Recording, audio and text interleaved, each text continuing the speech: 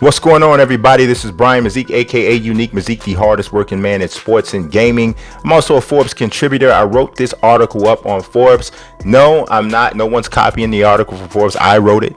But I wanted to share with you what I think is an expansive look at NBA 2K20 before it comes out. I've had an opportunity to play it myself, and I put together a collection of what I think are the 50 things that you should know or need to know before 2K comes out. And the first thing, we're going to go into gameplay first. So all of these first ones will be about gameplay. First and foremost, speed is back. Speed kills again. Finally, you will be able to take advantage of bigs when they're caught on smalls on the perimeter, working off the dribble. At first, before in previous 2Ks, last 3 or 4 years, the bigs have been too fast, and thus they've been able to stay with guards in situations where they shouldn't, and so it kind of killed the whole speed advantage. That has been corrected. I can tell you that from experience playing the game. Secondly, you better ease up off that turbo. Now, I know we just talked about speed being a killer. It is, but you can abuse turbo, and you will, from my experience, both with the demo and with the build that I played at Community Day, I noticed that you will, kind of tax yourself and get the Gatorade cup and even have some animations to show that you're tired. That happens quicker than it had before. So you got to ease up on that turbo, because if you spam it, you will gas your guy out. Third, contrary to popular opinion, dribblers are not nerfed. The dribbling system is different, but you can still do some sweet, nasty stuff off the dribble. As a matter of fact, I think that just the process of chaining the dribbles together is different. And I'm not like the dribble killer or dribble king or anything like that. I usually play better with bigs. But I noticed that, especially once I went into 2KU, I'm able to do some stuff off the dribble, and I feel pretty comfortable with it. And I'm noticing some of the other people who are better dribblers, after they spend a little bit more time with the system, they're not feeling too bad about it either. So that's, I think, was a myth. The next one, I think, we're on 4. Fourth, bigs feel heavier and stronger. So I always pay attention to what I call like the handling or the control or the responsiveness when you're playing with different players, different sizes, and that sort of thing. I always feel bigs should be a little bit stiffer or slower in most situations. You got some exceptions to the rules, some truly elite big guys like LeBron, and you can argue whether or not LeBron's a big or not, but bigger guys, LeBron, taller guys like Durant and Giannis, those guys are exceptions. But overall, bigs should be a little bit heavier in your feel. And I think 2K does that. 2K20 does that more than any other game, more than any of their previous versions. So I definitely like that. All right, so let's move to the next one. This one is 5th, and it's about the WNBA. WNBA is in the game, and it plays appropriately different. I love the way that, honestly, man, I'm going to tell you, the action flows in a way that'll have you asking, is this actually better gameplay than the NBA experience? And I'm not putting the NBA experience down, because I like the way that played too. But with players that aren't flying through the air and playing above the rim and that sort of thing, like you obviously get with the NBA, and that's something that we love about it, right? But I think that the way the WNBA plays with the most of the game below the rim, I think that it really translated well to the video game. And I was really happy that they didn't feel the need to pervert the WNBA game just to put it in. And so I like the fact that it plays like you see it on television or in person if you go to a WNBA game. Number 6, the shot meter.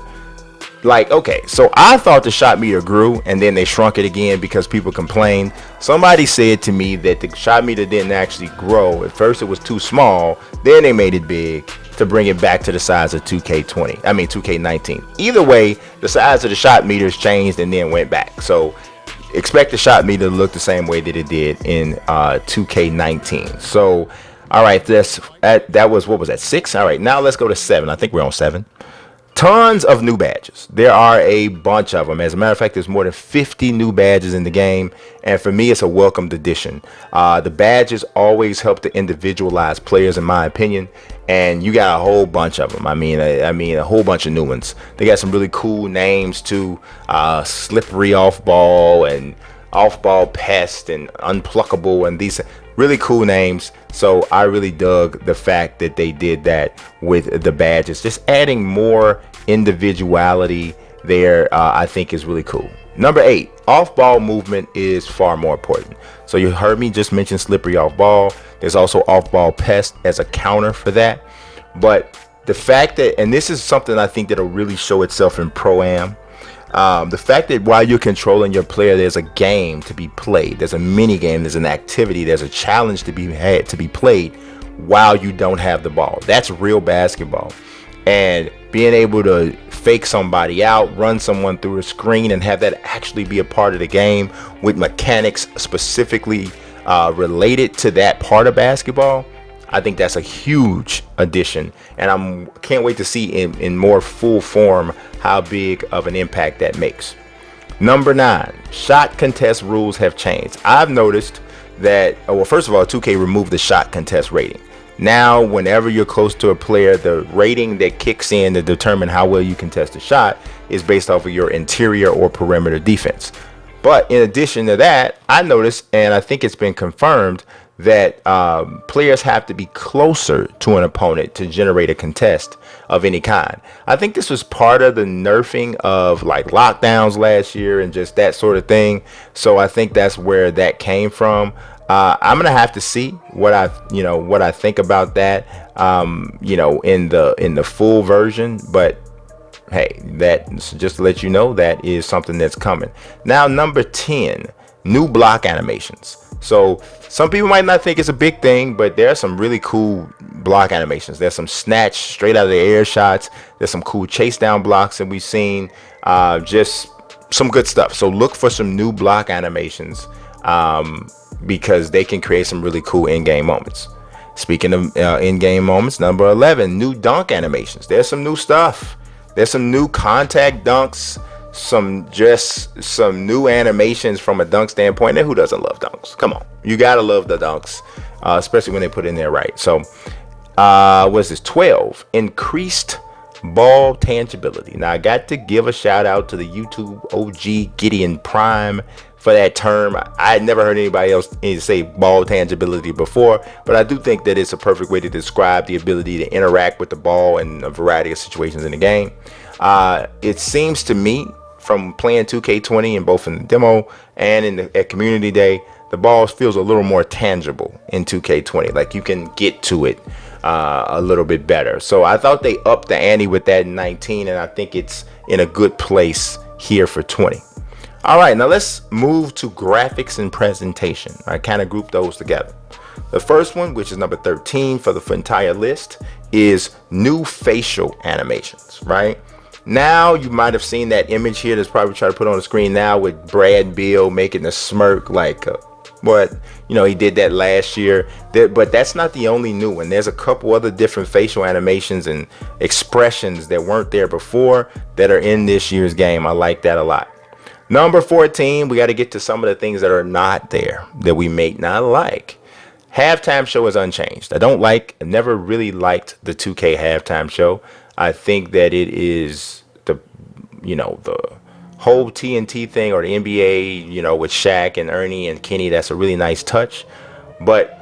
And they do say some stuff that legitimately makes me laugh. And I think that there's a good enough variety there where sometimes, even to this day, I see stuff that I'm like, I've never heard them say that before. So that part I think is cool. But the best part about a halftime show, in my opinion, is the quote unquote analysis of the first half stuff, and then the highlights. And in those two areas, I think 2K falls short. I don't think their halftime show, the highlights that are on the screen are completely disconnected from what Shaq and those guys are saying. They might be talking about bench scoring, and they never show a highlight of anybody from the bench scoring. They may be saying one team is played bad, but the highlights on the screen is of that team scoring. So it's just like, I don't know. I don't like it. I think halftime show is one of the few things that Live did better than 2K. I wish they would adopt that for theirs, but it's unchanged. It's pretty much the same as it always has been. WNBA. All right, what is this? Number 15. WNBA players are scanned and they look great. So taking a compliment away from Live. Live, They had WNBA players, but they weren't scanned in great. Some of them were scanned in, but the bodies, the models were terrible. They were like just on a man's body. And just overall, it just wasn't done. Didn't look like there was a lot of resources poured into that thing. 2K went all out with making sure that the players looked authentic. They looked fantastic. I love that part of the game. Right now, 16. There are a ton of new and improved legend renders. Now, my boy Ritis Ganeka, aka Razor, killed it with the legend renders.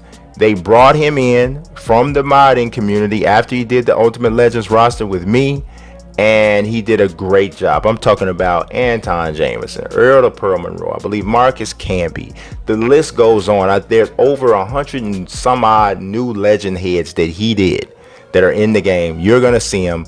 He did a fantastic job. The 2K art team I thought was excellent in integrating his work into the game. Overall, just a big boost for the game in my opinion. And like I said, he did a great job. All right, now let's move on to my career and the neighborhood. Number 17, and in some people's opinion, this is going to be the biggest thing, the My Player Builder. And so people have gotten the opportunity to mess around with this thing in the demo, and it's been really popular. And there are parts of it that I like, but there are a lot of parts of it that I don't like. I think that the system is still way too restrictive. I think that you should be able to accurately recreate any player who has ever played in the NBA. And I know a lot of people are concerned with the whole, making an overpowered guy and, this, that, and the third. In my opinion, I think that the whole playmaking sharp, two-way slasher and all of that stuff should be done.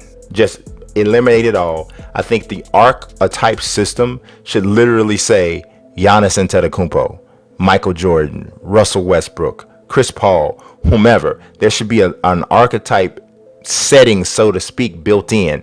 And I think you're picking your height and your weight, right? And you're picking what you want to be good at, right? So essentially what we're doing is we're finding somebody. The system is built to find someone that matches this physical profile that you're creating, as well as the style of play that you're creating, right? And or you can go straight to a player themselves, a long list of players, and say, I want to build a guy like this, or I want to build a guy like this. If you want to try to build LeBron, you can. Now here's the thing, it has to, the better the player, the more unique or diverse the skill set, and in combination with the physical attributes, to me, the harder it should be to max your guy out. And I love something that they did today, and we're going to talk about that in a second, about how it's not just based on grinding, because you can grind your character up so far this year, and I'm going to talk about it in a second, but you have to do something else to get it to top level. I just think that with the better, the more potentially dominant builds, right? Getting those potentially dominant builds should be much more difficult.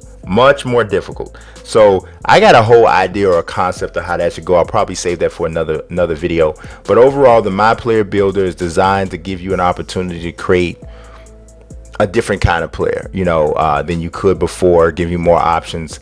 I don't know that that's been 100% accomplished, but I do think it's an interesting take.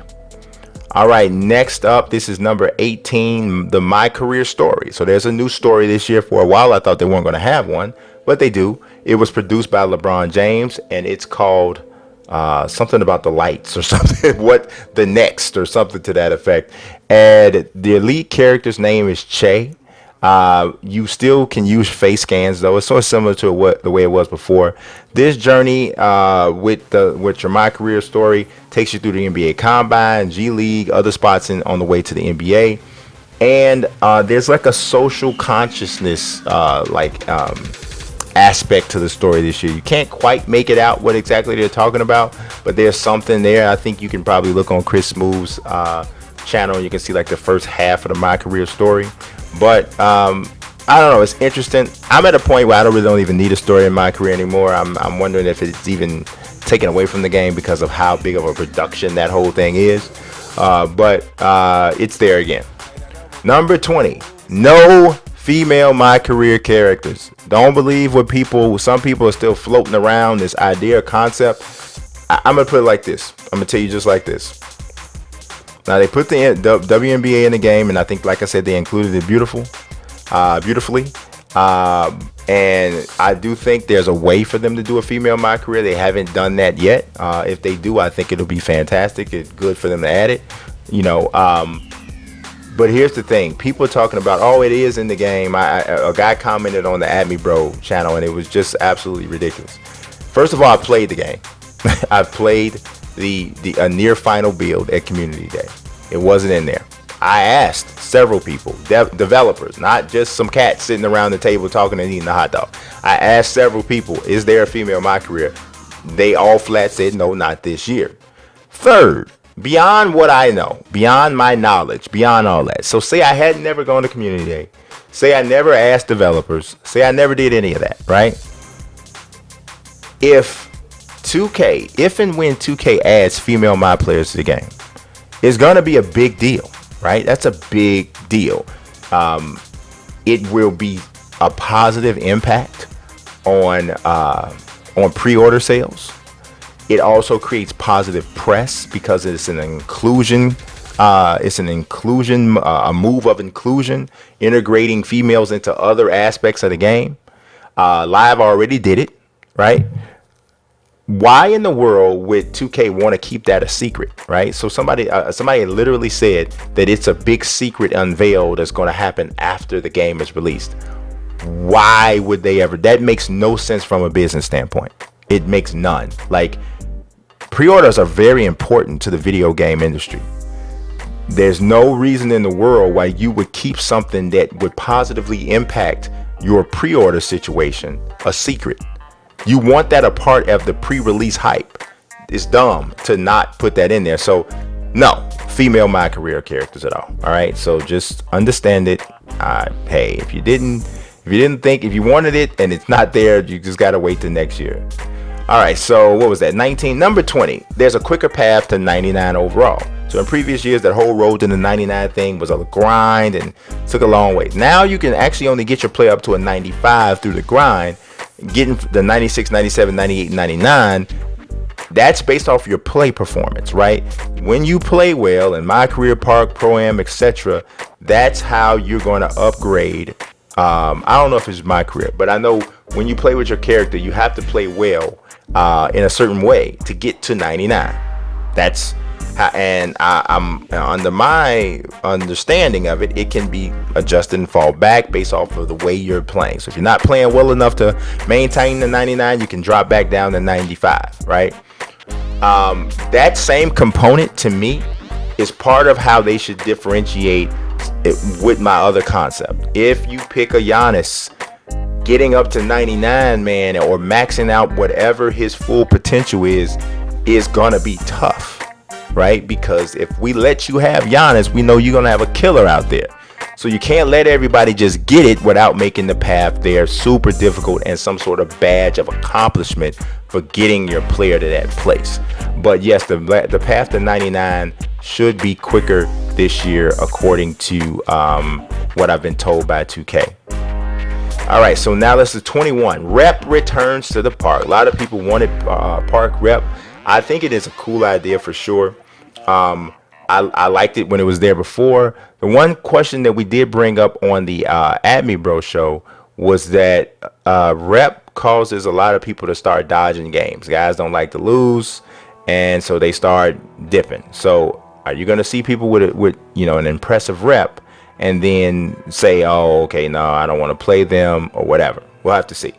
Number 22, in my career, I'm going to tell you about some of the deadliest badges. I already told you about slippery off-ball pest is imperative for that particular, if you're going to have any chance of stopping that thing there. But another one is deep fades.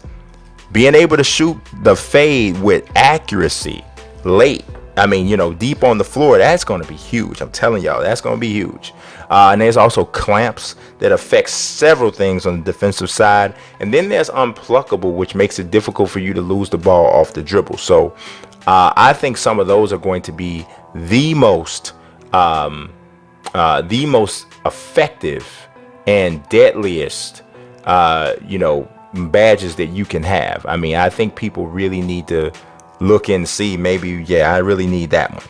So number 24, the seasons are changing in the neighborhood. Fall, spring, summer, winter, they all change. And then there's also holidays recognized. So you're going to see the environment change to Halloween and Christmas and the whole nine. So I think that whole concept of the seasons changing and observing some of the holidays is cool. I like to see that. I mean, some people don't like stuff like that. They're like, hey, I just want to play basketball.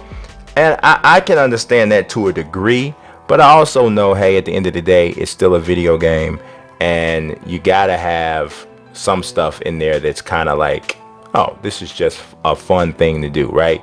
So everything doesn't have to be so super serious that you're like, it doesn't have to be like that. So, and I think a lot of people kind of do that to the game sometimes. Everything's got to be so hardcore basketball all the time. Now, don't get me wrong, I don't want to lose the hardcore basketball aspect, and as long as you're not taking anything away from that and you're adding these little extra little fun things, it doesn't bother me. But you take out My League and say, oh, we replace My League with Halloween in the park, then yeah, I'm gonna have a problem with that. All right, number 28, dodgeball upgrades and other neighborhood minigames. So this is kind of what I'm talking about. Dodgeball's in there. They got some old Western theme looking things going on. I don't know, like Old Town Road dodgeball. I don't know what it is, but that's there. They got the circus, the return of the cages. Hopefully that's improved, because the cages was kind of like, the concept was okay, but the execution was terrible last year. And then there's some other crazy stuff going on in the neighborhood. Like I said, I don't have a problem with it. If I don't want to play it, I don't play it. If you do, you do. It's just that simple. There's also more park events. So the Court Conqueror concept is back in major effect. Gotten even more elaborate. They had Egyptian themes, Formula One. That looked great in the trailer. Just crazy stuff. And like I said, this falls into that same category. As long as you're not messing with core stuff, I'm cool. Here's something that I think is really interesting. It is the 3-on-3 Pro-Am event. It apparently takes place on a rooftop. And I think that it can ultimately blossom into another esports vehicle for 2K. They obviously have the 2K League, which is based on 5-on-5 Pro-Am. But now this is 3-on-3 Pro-Am. And you have basically the same type of my players that you're playing with. You can see it in the trailer. It's just a little bit of a glimpse of it. But it's pretty self-explanatory. But I like it. I would love to see what it turns into. All right, number 31, they have restaurants in the neighborhood. Like, I don't know if you'll be eating at them and you'll get some sort of anything for eating at the restaurant, but they're showing them in the trailer. So to me, it kind of makes it feel like you must be doing something with this. I don't know. So that's that. All right, let's go to MYGM, My League creation rosters. Y'all know that's my thing. That's what I do, right? Number 32, the My League online servers have reportedly been fixed. Now, obviously, nobody has had a chance to test this stuff in the public, but I have been told this by more than one developer, more than one representative from 2K, that they have done what they needed to fix My League online servers. They were trash last year. I mean, absolutely horrible. I mean, like, it's a shame that there was an entire mode in the game that you flat could not play. And so I think they recognized they had to do something about that, and so far they're saying that they fixed it. So we'll see once it comes out. Number 33, there is no other My League news. Like, a lot of people keep asking me, is there a blog coming out from My League? Are they gonna say anything else from My League? Whenever there's a mode present in a game and the developers and the publishers flat just don't talk about it before it comes out, that means they didn't do nothing new with it. That's what that means. So the time to talk about My League and MyGM already passed. They always put the blog out for that first. And they put it out first, not because it's the most important part of the thing to them. I think it's actually, they keep, the more important things come out later. As far as they're concerned when they're looking at their overall consumer base. So the My League, the whole franchise stuff comes out early. Everything you were going to get on that side has already been said. So there's nothing else new for you to look at, right? Number 34. All of that said, this is still the best franchise mode around, despite the fact that they didn't add that much. if just fixing My League Online was enough to me to make it better than every other franchise mode that's out there. No other franchise mode gives you this level of customization. I mean, we still talking about historic draft classes that they got in. Ain't nobody else has that crap. You know, that's amazing. Recreating every single team in the league. Nobody, no other game, no other sports game lets you do all that. That's sick, right? So all that stuff is still there. I've seen it with my own eyes. So, I mean, I didn't get a chance to recreate teams, but I don't know why that would be taken out. And I do believe I spoke to a developer, and they ensured that nothing was being taken out of My League. So everything that was there before is there. And supposedly we have fixed servers. So we'll find out. Number 35. Now MyGM. MyGM has leaderboards now. And I think what 2K is trying to do with My League or MyGM is they're trying to find a way to add some significance to it, to make it where people feel compelled to play it rather than just My League, right? And so this year they got some new systems in it that are designed to create a little bit more of a challenge. There's this action point mechanic that kind of forces you to be more cautious with your time within the game. So you may not be able to, you may not have enough time or action points on your system, because everything you do requires an action point, right? So to play the game, to play an actual game on your regular season takes an action point. To sit down and talk to the owner takes an action point. To sit down and talk to the, with the star player takes an action point. And so you have to make some decisions on how you're going to allocate that time, and it'll have whatever adverse or positive effect on your overall situation. Also, with the entire assessment of how you're doing as a GM, you get more points for doing well with a bad team. You also get more points, not action points. This is like your point system for scoring what you've done as in MyGM. You also get more love for having successes, both individual and team, with players who were not already on the team when you chose them. So for an example, if you win a championship with the Chicago Bulls, go get it, then you would get more credit for the players that you drafted to play on the Bulls if they were to win the MVP or to win the scoring title than you would if you were able to push Lauri Markkanen or Zach LaVine to that level. So they're giving you more credit, and they're celebrating you more for your GM moves rather than just selecting a team and playing well with what you got. So every season you'll get a GM score, and it'll be a full evaluation of everything you've done as a GM. The higher the scores will put you on an actual MyGM leaderboard that covers everybody that plays the mode throughout the 2K community. And, people will essentially, 2K hopes that people will be competing to see who has the highest MyGM scores. I don't know if that's going to work. I really don't. I can tell you as a hardcore franchise mode guy, it's not anything I'm interested in. But I applaud the effort. 36, we still talking WNBA, and yes, there will be a season mode, and I'm gonna throw a little bit more shade at live. It's not real shade because I'm just calling it straight out. The live didn't do anything with their WNBA license. They didn't do a season mode. They didn't scan everybody. They didn't have their own commentary. WNBA in 2K has its own commentators. They have a full season mode. It's not a My League, but it is a full season mode. And like I said, the presentation is better. Just an overall better usage of the IP, basically. 37, a simplified rating system. While there are more badges, there are fewer overall ratings, or there are fewer attribute ratings for the players. And I like that a lot, especially as a roster creator. When you're going through making all these different players, there were some attributes in there that you're like, this doesn't really differentiate anything. I don't think this is necessary. And it really just elongated the roster creation process. It just a lot of stuff that I felt was unnecessary. So that's that. So they simplified that, but with less ratings. All right, so number 38 is no new hairstyles. There are no new hairstyles. That's a bummer for me, and for most people. And that's even for the My players and for the offline, creation people.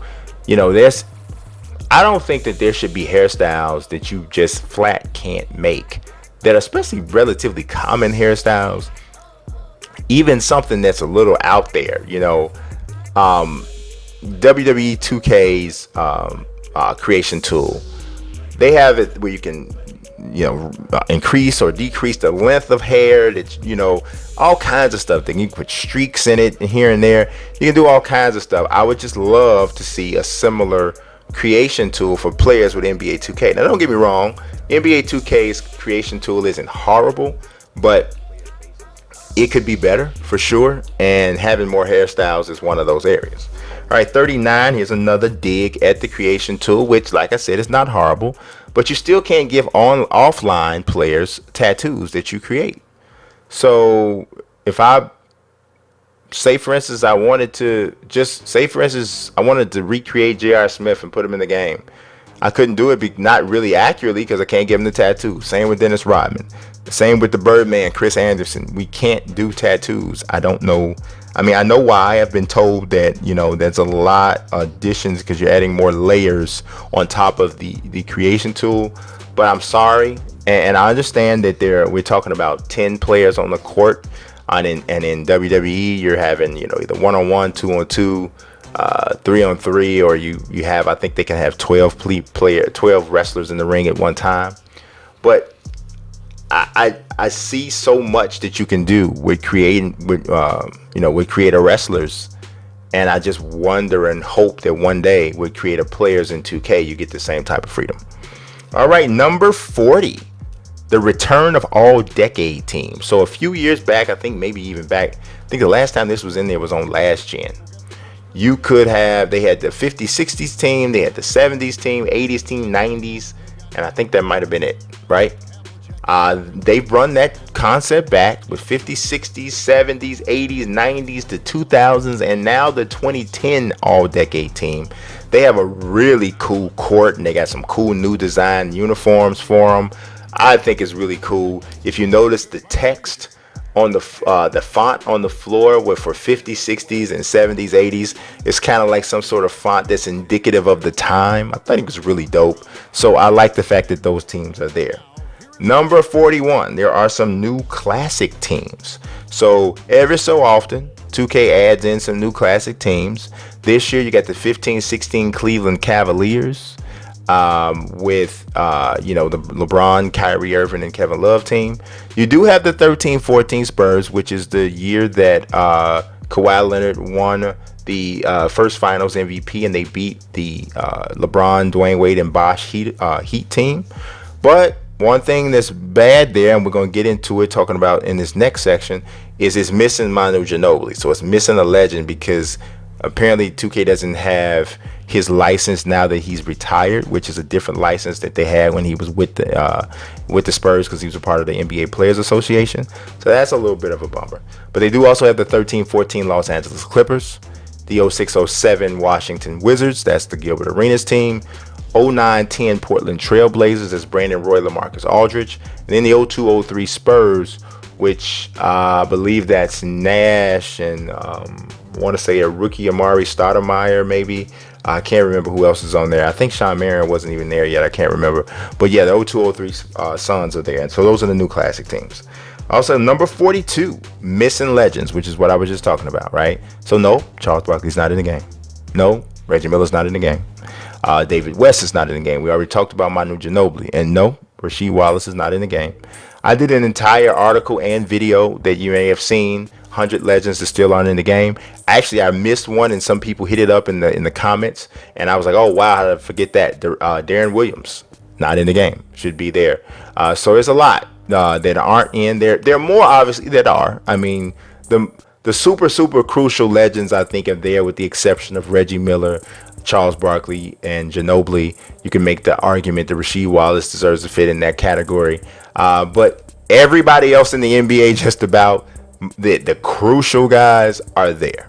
Some of the other ones would be there, what I would call nice to haves, right? So, all right, 42. I hope I got the number right here. We got player ratings. So James and LeBron James and Kawhi are the highest rated players, both like 97 overall.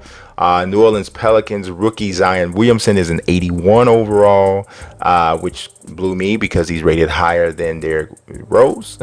But I did a video with all the current ratings. You can take a look at that on my channel. I actually will put a card up on the screen now. You can click on that, open it in a new tab so you can let me finish this little list I got here.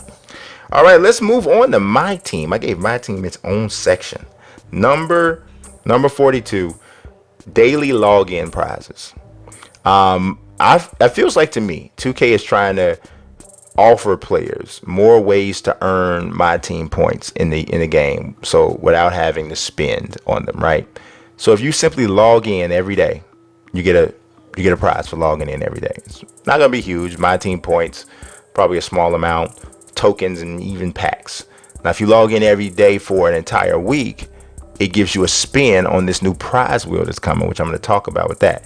And those carry significant or more specific and higher value rewards, like cards and more than that. All right, so when we got 42, was this 43? New ball drop screen. The ball drop screen for triple threat and locker codes, it looks like a pinball machine now. So it's much more elaborate. The colors are kind of weird, like I think they were trying to do the Miami Vice thing, but it just got really strange. It was like a trippy little dream here. So now on the ball drop screen, there's, it's the same one you use for triple threat and locker codes.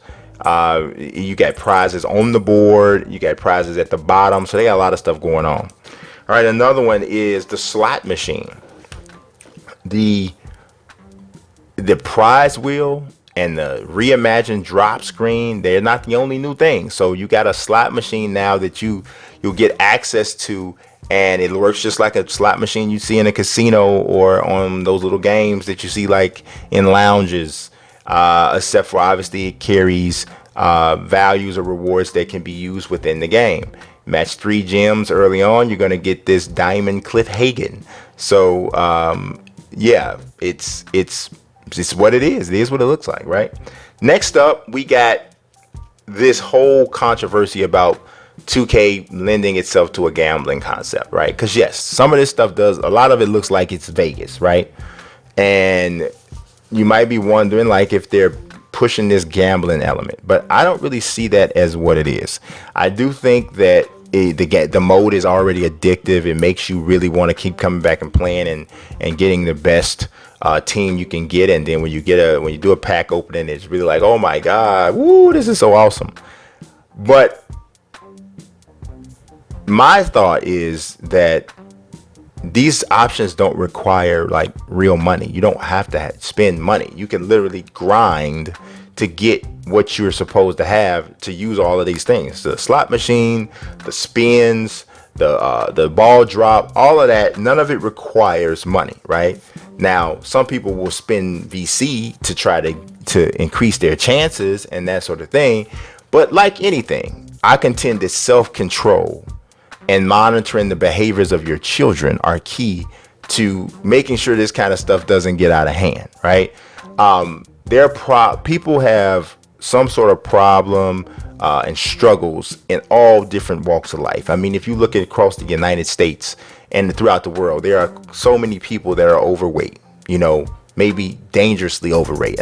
You can make the argument that being overweight is just dangerous overall. But nobody comes at McDonald's and Burger King and all these things for constantly pushing these images of food that is technically not good for you.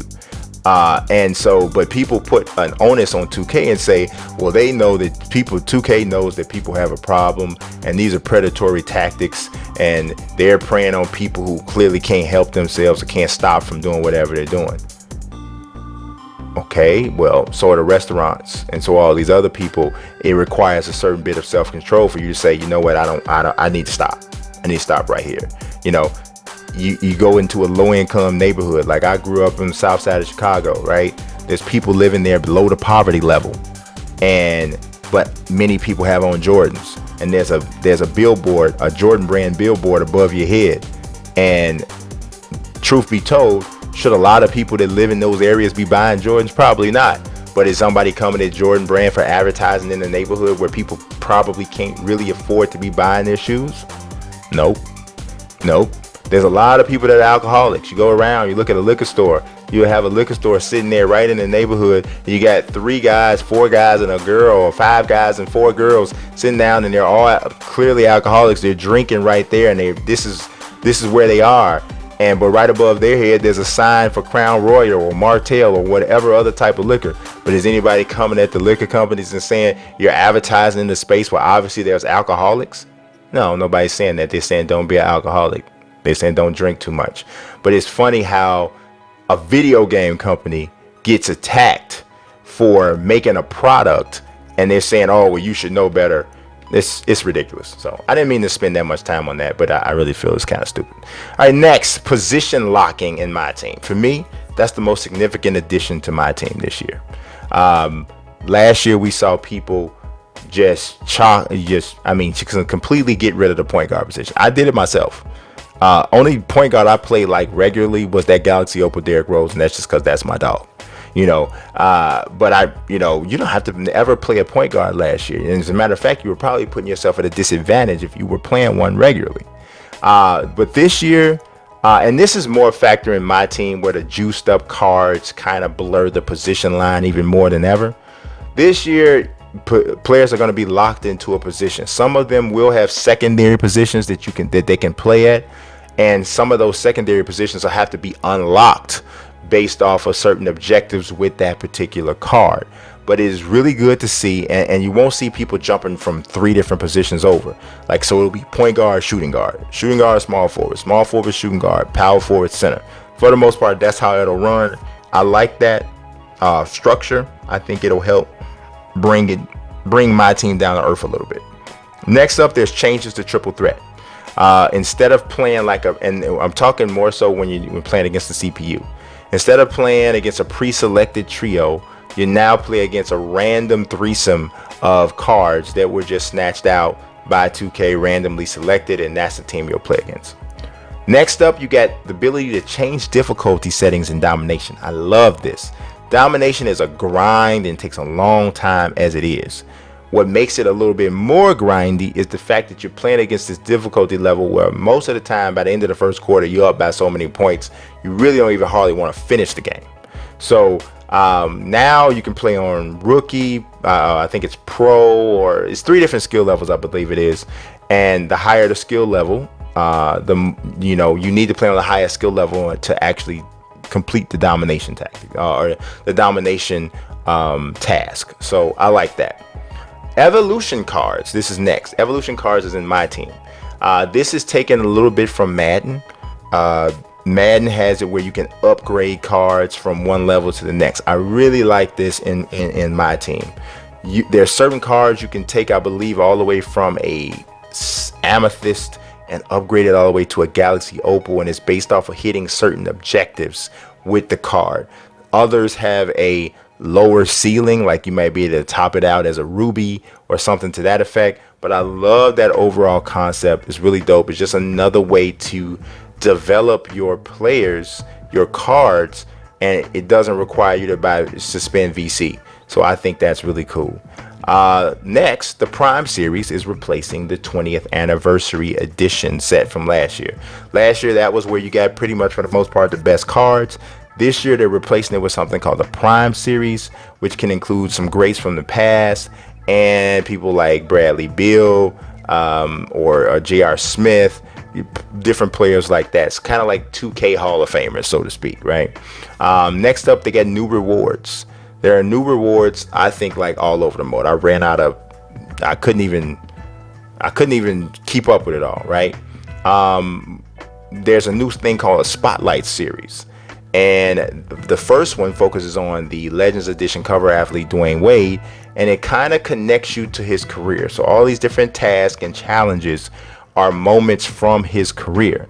Once you complete the entire Wade Challenge series, you then get like a Diamond Alonzo Mourning. So they'll be putting out these challenge series, I think, every few weeks, charging you with basically completing them to get that reward. And that'll be like the only place you're able to get those awards, I'm thinking.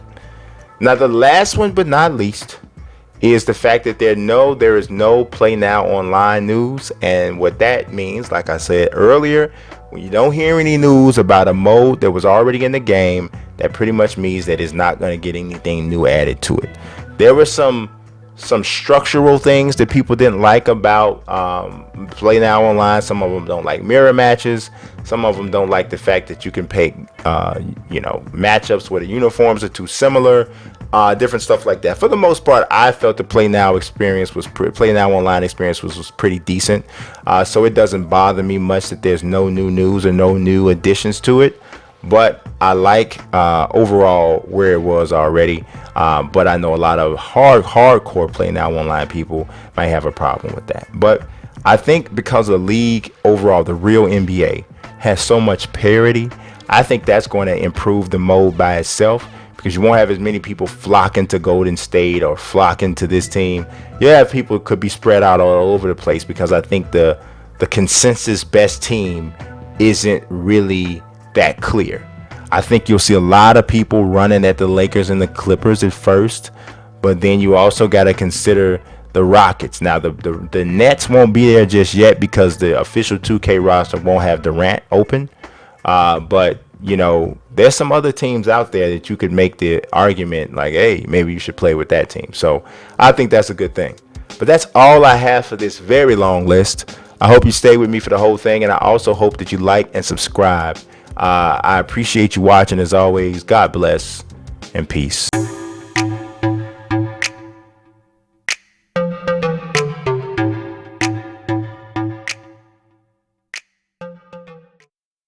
I'll be weak, I'm rather unique.